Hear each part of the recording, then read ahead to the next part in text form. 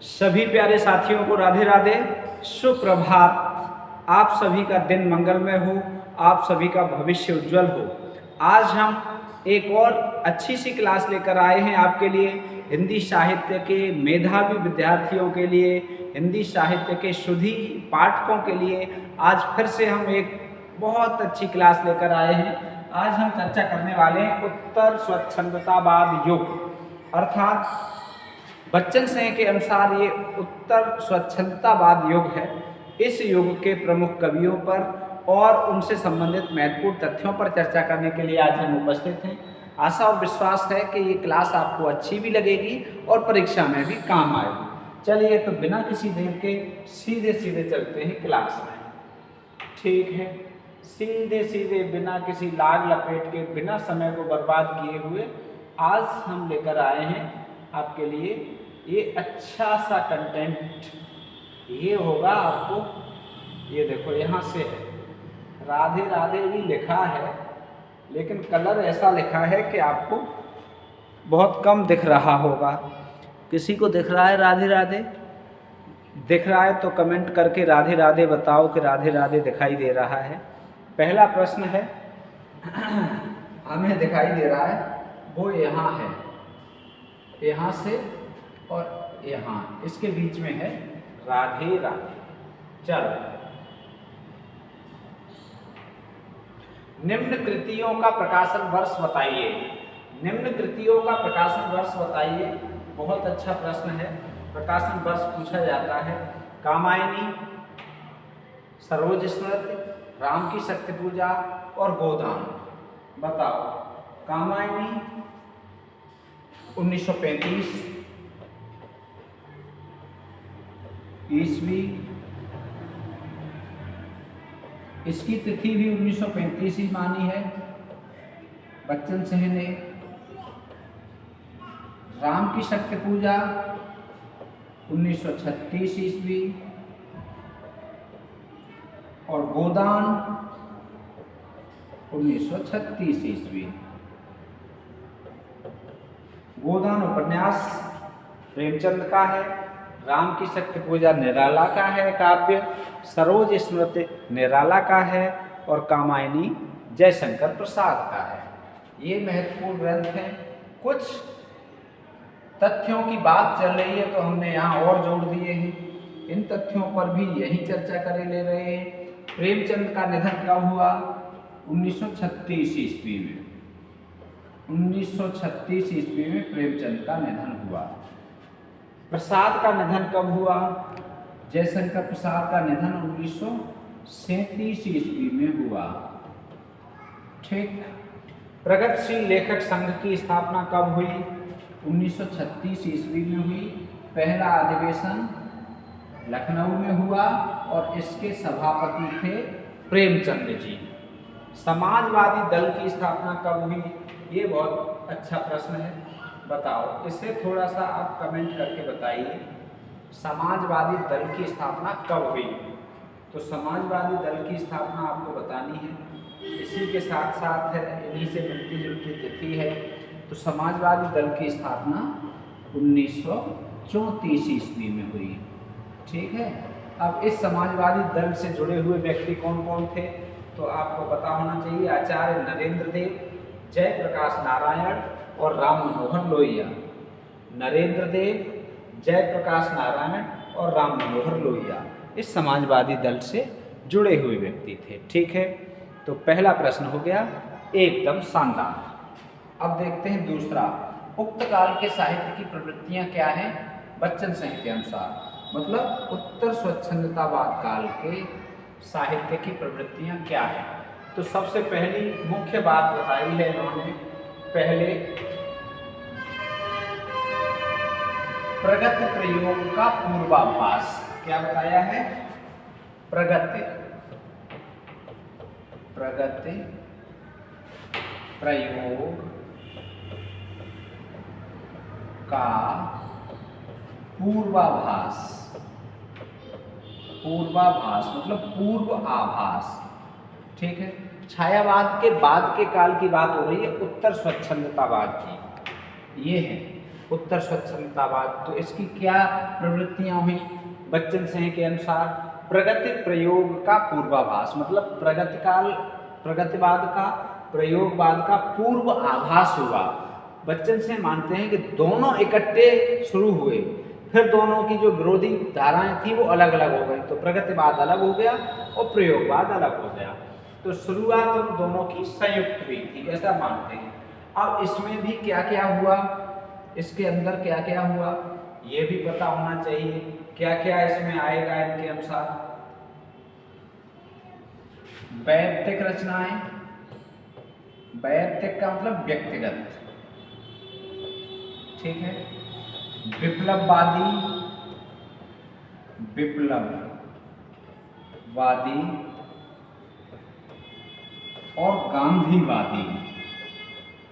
और गांधीवादी, ये रचनाएं, ये चीजें इसमें आएंगी, ठीक है। अब देखो दूसरा, गांधीवादी रचनाएं, ठीक है। रचनाएं नहीं लिखा है, बोल दिया है, लेकिन ऐसे समझ लो। अब दूसरी विशेषता क्या है इसकी?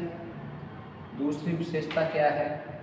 काय की उत्तर स्वच्छंदतावाद काल की, किनके अनुसार? बच्चन सिंह के अनुसार। तो फिर इसकी अगली विशेषता प्रगतिवाद हो गया, ये हो गया अलग, ठीक।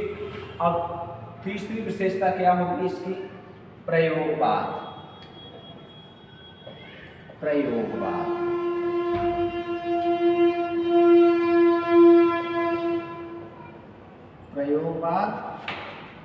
नई कविता, ठीक है।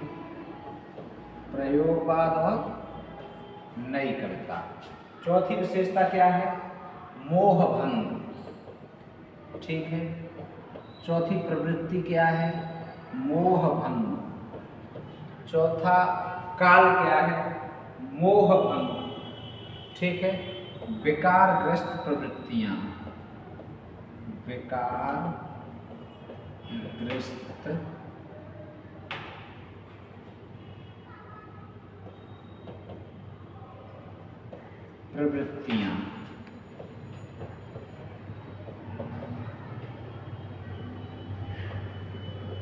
ठीक है।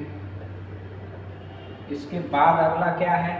पांचवा, जनवादी आंदोलन, ठीक है। पांचवा क्या है? जनवादी आंदोलन,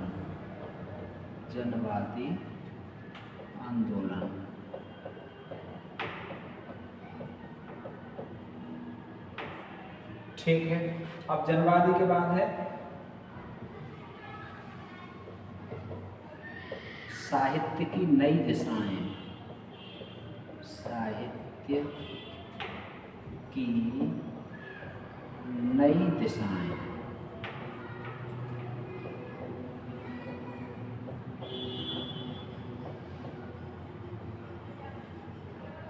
इसे हम काल विभाजन भी कह सकते हैं, ठीक है। प्रवृत्तियां नाम दिया है, ये प्रवृत्तियां नाम दिया है बच्चन सिंह ने, एक तरह से कालखंड भी कह सकते हैं, ठीक है। उत्तर स्वच्छंदतावाद काल के अंतर्गत क्या क्या आया? तो प्रगति प्रयोग का पूर्वाभास आया, इसमें वैयक्तिक, विप्लववादी और गांधीवादी रचनाएं थीं। प्रगतिवाद पूरा नहीं लिखा है, प्रगतिवाद,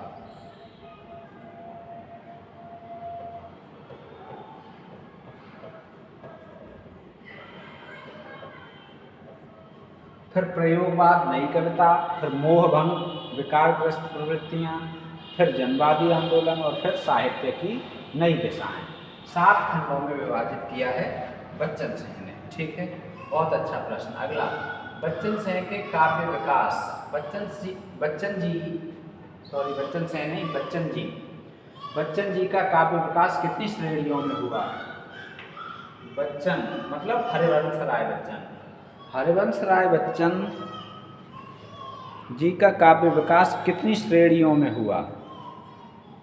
तो हरिवंश राय बच्चन जी का काव्य विकास 4 श्रेणियों में हुआ। कितनी श्रेणियों में? 4, ठीक है। प्रथम श्रेणी, द्वितीय श्रेणी, साथ के साथ लिखेंगे, फिर स्पेस कितना मिलेगा पता नहीं। प्रथम श्रेणी,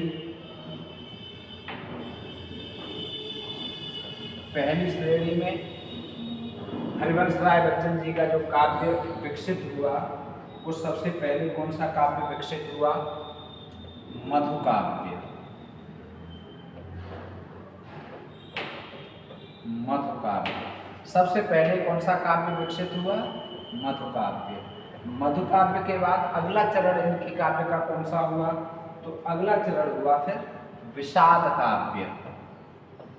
ठीक है, मधुकाव्य के बाद इन्होंने विषाद काव्य लिखा हरिवंश राय बच्चन जी ने। ठीक है, विषाद काव्य के बाद तीसरे चरण में इन्होंने प्रणय काव्य लिखा। फिर कौन सा लिखा? प्रणय काव्य। ठीक है, प्रणय काव्य लिखा। और प्रणय काव्य के बाद चौथा चरण राजनीतिक सामाजिक, राजनीतिक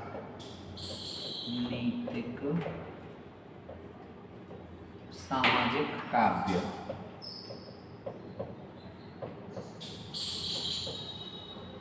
राजनीतिक सामाजिक काव्य, राजनीतिक सामाजिक काव्य। इन चार चरणों में, इन चार श्रेणियों में, श्रेणियों का मतलब हम यहाँ चरण भी लगा सकते हैं। ठीक है, श्रेणियों का अर्थ क्या लगा सकते हैं? चरण।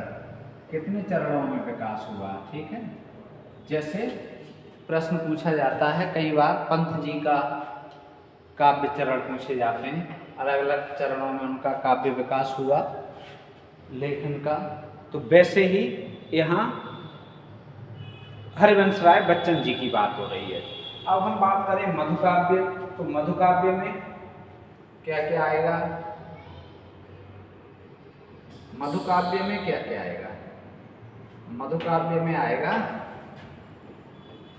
मधुशाला, मधुशाला, मधुबाला, क्या आएगा? मधुबाला। और क्या आएगा? मधुकलश, मधुकलश। ये इनके मधुकाव्य हैं। ये इनके मधुकाव्य हैं 1935, 1936, 1937। ठीक है, ये मधुकाव्य हैं किनके? हरिवंश राय बच्चन के। ये मधुकाव्य हैं हरिवंश राय बच्चन के। ठीक है,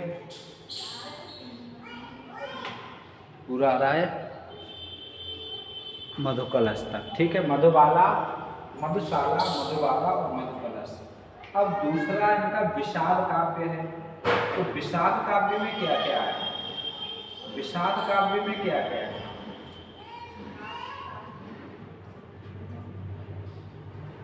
विषाद काव्य बहुत बढ़िया। विषाद काव्य देख लो, इनका विषाद काव्य में क्या क्या आएगा। ठीक है, कौन कौन से ग्रंथ आएंगे? तो इसमें आएगा निशा निमंत्रण। निशा निमंत्रण विषाद काव्य है। ठीक, निशा निमंत्रण क्या है? विषाद काव्य। निशा निमंत्रण पूछा जाए कि हरिवंश राय बच्चन का कैसा काव्य है, तो निशा निमंत्रण विषाद काव्य है। दूसरा एकांत संगीत, एकांत संगीत। विषाद में व्यक्ति एकांत में भागता है, तो एकांत संगीत विषाद काव्य हो गया। निशा, रात में विषाद ज्यादा बढ़ता है, दुख। ठीक है, कष्ट, परेशानी। अब दो हो गए, एक और है आकुल अंतर। आकुल अंतर, ये भी विषाद काव्य है। ठीक है, अब इनकी ईयर पूछी जाएगी तो ये 1938 का है, 1939 का है और 1943 का है। ठीक है, ये विषाद काव्य हो गए। बहुत अच्छा कंटेंट है, बहुत अच्छी क्लास है। ठीक है, सभी साथी जुड़ जाया करिए। अब बात आती है तीसरे चरण की, जिसे कहेंगे प्रणय काव्य। तीसरे चरण की बात आएगी, इसे हम क्या कहेंगे? प्रणय काव्य। तो इसमें क्या क्या है बताओ? इसमें है सतरंगिणी, प्रणय काव्य है ये, और मिलन यामिनी,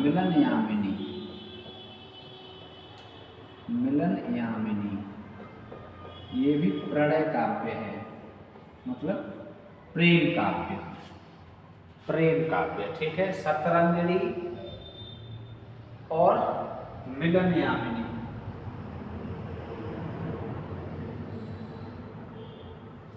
ठीक है, दो। और तीसरा तो उसके नाम में ही है, प्रणय पत्रिका। ठीक है, चलो ये हो गया इनका प्रेम काव्य। पूरा दिख रहा है? पूरा नहीं आ रहा, थोड़ा सा इधर करे ले रहे हैं, कोई बात नहीं। ऐसे प्रणय काव्य में क्या क्या आएगा? सतरंगिणी, मिलन यामिनी और प्रणय पत्रिका। आकुल अंतर था वो। ठीक, अब है चौथा राजनीतिक और सामाजिक काव्य। तो राजनीतिक और सामाजिक काव्य है, इसमें बहुत सारी रचनाएं हैं इनकी। ठीक है, इसमें बहुत सारी रचनाएं, महत्वपूर्ण रचनाएं हम इन पर चर्चा करेंगे। जैसे बंगाल का अकाल।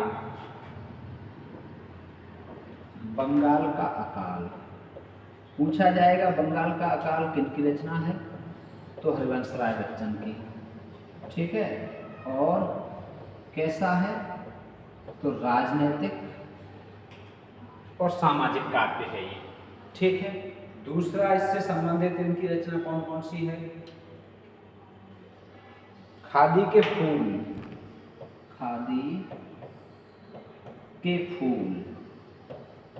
ठीक है, ये खादी के फूल कैसी रचना है? राजनीतिक सामाजिक। अब यहाँ लिखे दे रहे हैं, कोई दिक्कत नहीं, जगह उधर है नहीं। तो खादी के फूल के बाद सूत की माला।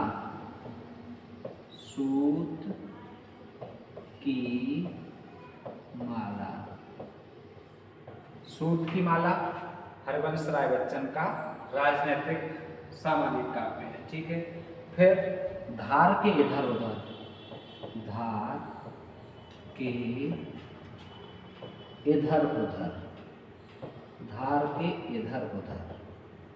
ठीक है, धार के इधर उधर हरिवंश राय बच्चन का राजनीतिक सामाजिक काव्य है। ठीक है, और क्या है? आरती और अंगारे।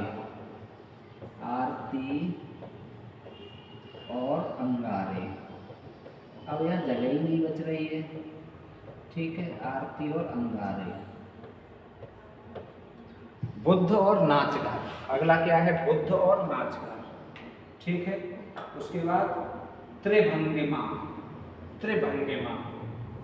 4 खेमे 64 खूंटे, 2 चट्टाने, जाल समेटा। ठीक है, अब जाल समेटा में क्या किया है उन्होंने? लेखन से अपना जाल समेट लिया है। ये हो गए जाल समेटा। अगला, बच्चन जी का सर्वश्रेष्ठ काव्य कौन सा है? थोड़ा सा समय हम आपको दे रहे हैं, बताइए हरिवंश राय बच्चन का सर्वश्रेष्ठ काव्य कौन सा है? कितनी रचनाएं बता दी, इनमें से सबसे अच्छा काव्य कौन सा माना है बच्चन साहब ने हरिवंश राय बच्चन का? तो सर्वश्रेष्ठ काव्य माना है निशा निमंत्रण। सर्वश्रेष्ठ काव्य कौन सा है? निशा निमंत्रण। ठीक, अगला, राष्ट्रीय जागरण का अग्रदूत पत्र और इसके संपादक। तो राष्ट्रीय जागरण का अग्रदूत पत्र कर्मवीर था, बहुत आता है।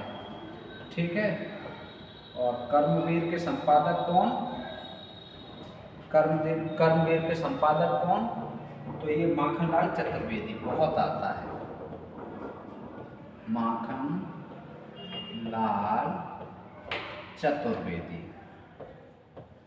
कर्मवीर के संपादक। अगला है ये अपने आप को अनिकेतन और विस्पाई कहते थे।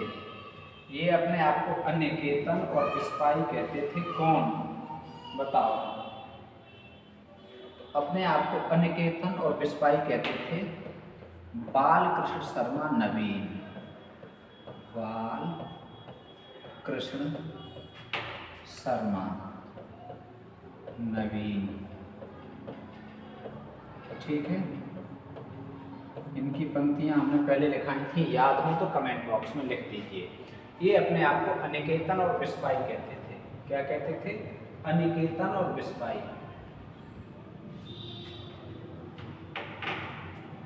1897 में इनका जन्म हुआ था और 1960 में इनका निधन हो गया।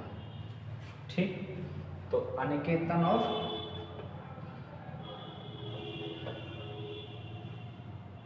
विस्पाई, हम विस्पाई जन्म के, हम विस्पाई जन्म के। अगला, सखे बता दो कैसे गाऊं अमृत मौत का नाम न हो, जगे एशिया हिले विश्व और राजनीति का नाम न हो। उक्त पंक्तियों के रचनाकार कौन है? बताओ। बहुत शानदार पंक्तियां, बहुत अच्छी पंक्तियां। बोलिए। सखे बता दो कैसे गाऊं अमृत मौत का नाम न हो, जगे एशिया हिले विश्व और राजनीति का नाम न हो। बोलो भाई बोलो, बहुत अच्छी पंक्तियां हैं। ये पंक्तियां किसकी हैं? इम्पोर्टेंट हैं। बोलो बोलो बोलो बोलो। ये पंक्तियां हैं माखनलाल चतुर्वेदी जी की। माखनलाल चतुर्वेदी। ठीक है, इन्हें कौन सा पुरस्कार मिला? सर्वप्रथम विजेता है ये। अगला, मौर्य विजय, अनाथ, दूरबादल, आत्मोत्सर्ग, पाथेर, मृण्मयी, बापू, उन्मुख, दैनिकी, नकुल, नोवाखाली के रचनाकार कौन हैं? ये सारी रचनाएं एक जगह है। बताओ, इन सब के रचनाकार कौन हैं? बताओ। अलग अलग हमने नहीं लिखी है। मौर्य विजय रचना किसकी है? एक एक पूछी जाए। अनाथ, दूरबादल किसकी है? आर्द्रा, आत्मोत्सर्ग, पाथेर, मृण्मयी, बापू, उन्मुख, दैनिकी, नकुल, नोवाखाली, ये रचनाएं किनकी हैं? तो इन रचनाओं के रचनाकार हैं सियाराम सरल गुप्त। सियाराम सरल गुप्त।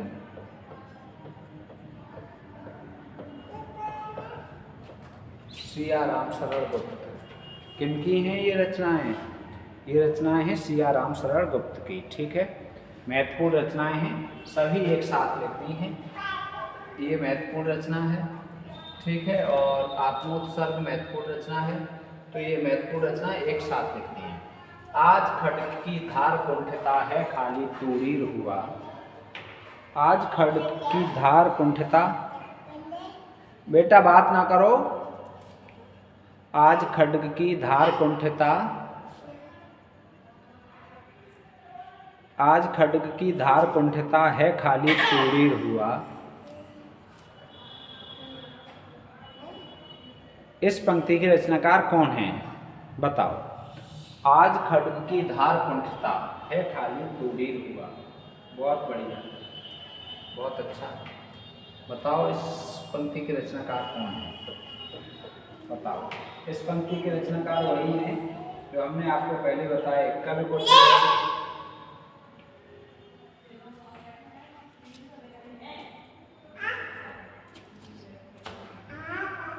कवि कुछ ऐसी तान सुनाओ,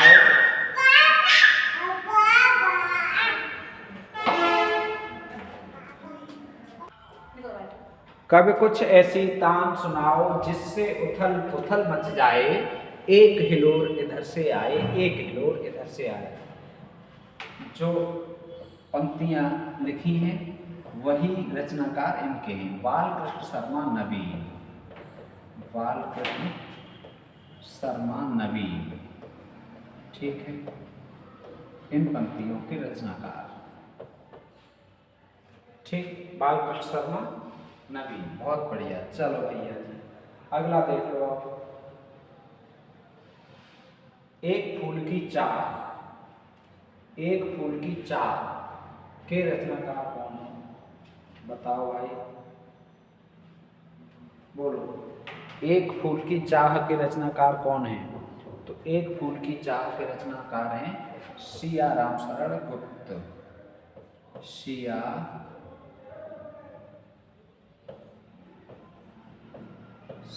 राम शरण गुप्त।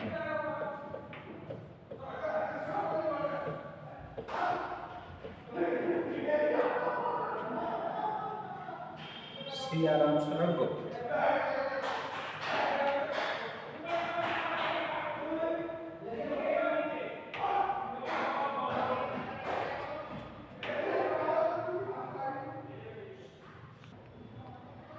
अगला देखो, मरणजार युग चरण माता बेण लो गूंजे धरा, उक्त के रचनाकार कौन है?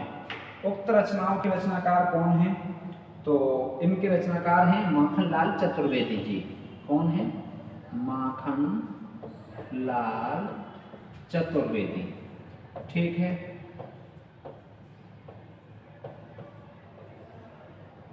माखनलाल चतुर्वेदी।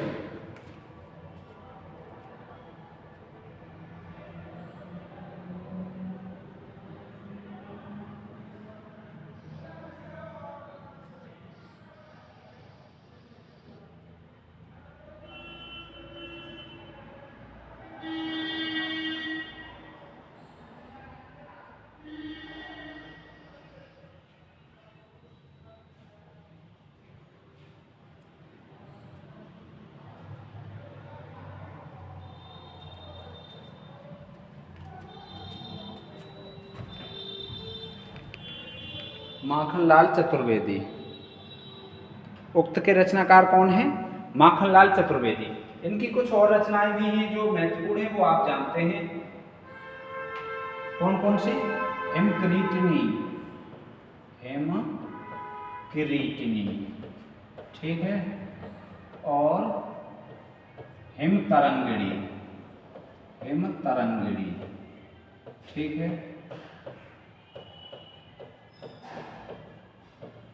ये इनकी महत्वपूर्ण रचनाएं हैं। अगला है, जीवन में जो कुछ बचता है उसका भी है कुछ आकर्षण। जीवन में जो कुछ बचता है उसका भी है कुछ आकर्षण।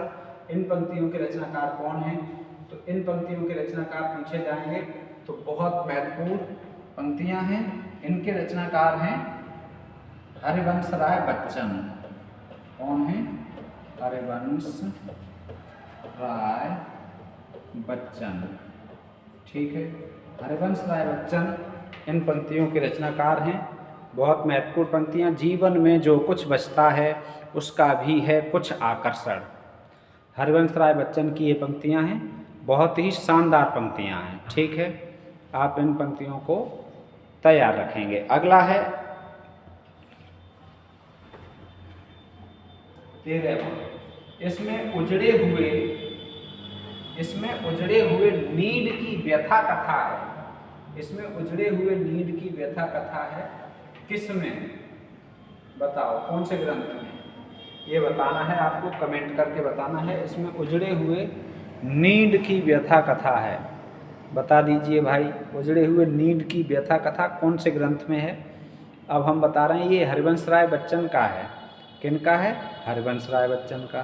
तो हरिवंश राय बच्चन के कौन से ग्रंथ में उजड़े हुए नीड की व्यथा कथा है?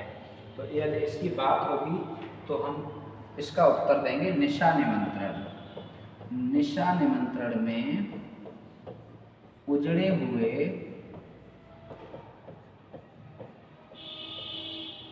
निशा निमंत्रण में उजड़े हुए नीड की व्यथा कथा है। उजड़े हुए नीड की व्यथा कथा है, ठीक है। तो निशा निमंत्रण काफ़ी अच्छा है। और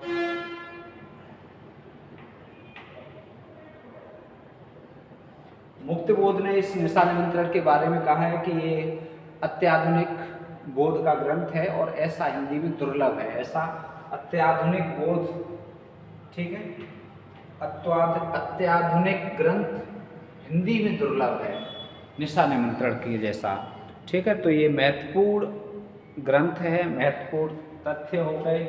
अब इन सबको आप एक जगह नोट कर लेंगे, अपनी परीक्षा की दृष्टि से इनका रिवाइज भी कर लेंगे। क्लास को चाहें तो एक से अधिक बार देख सकते हैं, नहीं तो अपनी डायरी पर लिख लें।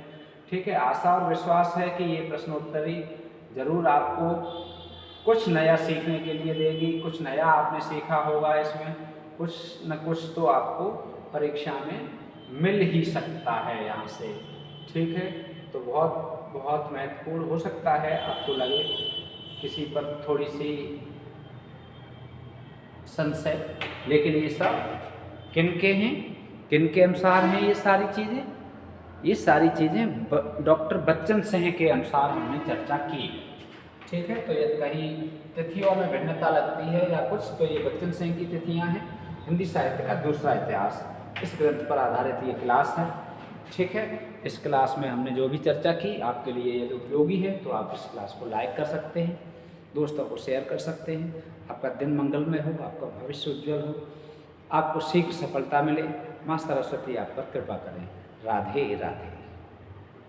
क्लास को देखने के लिए, क्लास से जुड़ने के लिए बहुत बहुत धन्यवाद।